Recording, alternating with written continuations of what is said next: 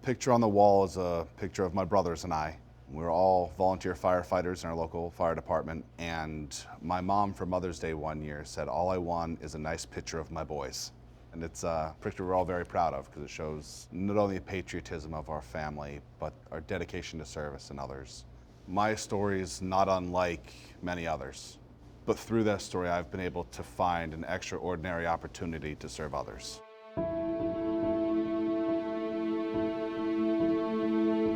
I don't know that there was any one instance that caused the post-traumatic stress in my life. I think it was an accumulation of things that happened in my time in service and in life in general. But I think it really hit me after returning home from service. I was expected to be the angry war veteran, and that's the role that I played. I was told that I was broken. I was told that I have post-traumatic stress. I was told that I had anger issues, anxiety, depression, and when you're told those things time and time again, you begin to believe them. You begin to live that life. About 2 years ago, we were sitting on the couch, my wife and I, just scrolling through social media.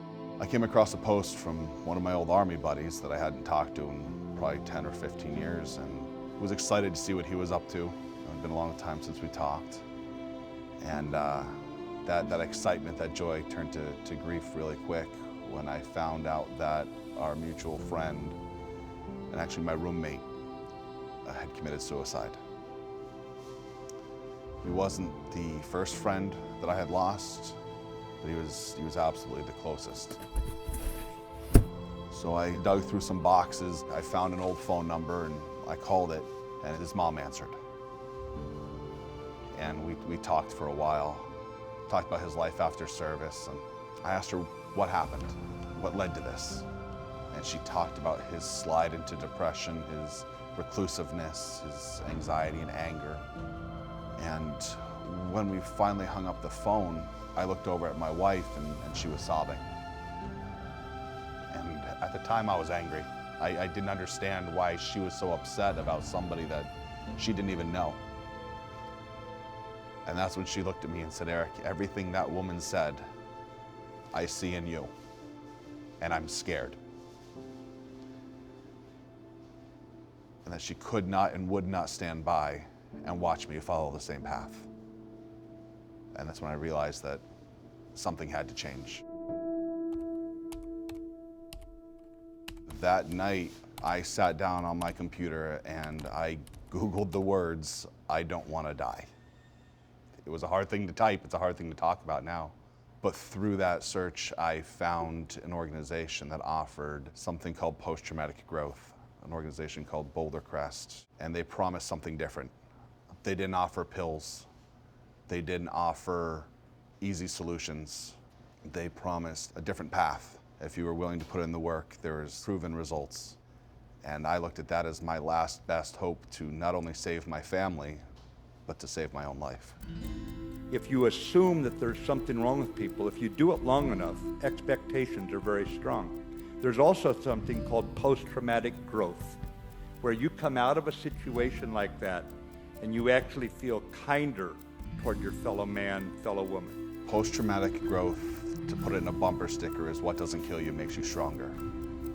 However, as common as a term as that is, nobody has ever trained the veteran or the first responder to take those events that happen in their life and apply them to a life post-service, to not only realize that we're not broken, but that we can live more joy-filled, more purpose-filled lives, not in spite of what we've been through, not in spite of those traumas, but because of them.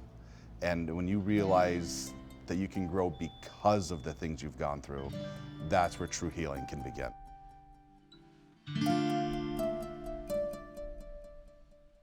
We can remember him and appreciate him. There's a young man that I've been talking to for the last couple of years, and he was struggling. And he came to me and said, "Man, something's different. What are you doing?" And we started talking, and I started explaining to him post-traumatic growth. If you're willing to take the time out of every day to make time for your wellness, we can show you a path to a life that is more joy-filled, more purpose-filled. He invited me out to breakfast one morning, and he walked in and went to shake my hand. When he shook my hand, he handed me a .45 caliber bullet. He said, "Eric, that was the bullet that was in the gun that I was going to use to kill myself. And because of what I've learned, because of what you've taught me, my daughters get to keep their father. My wife gets to keep her husband. I am so thankful every day that I have the opportunity to serve my brothers and sisters in that capacity. To be able to show other people what I've learned, there's no greater feeling."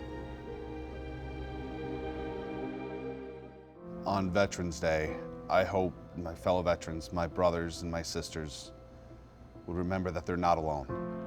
No matter how dark it seems, there's a path out. You're not alone.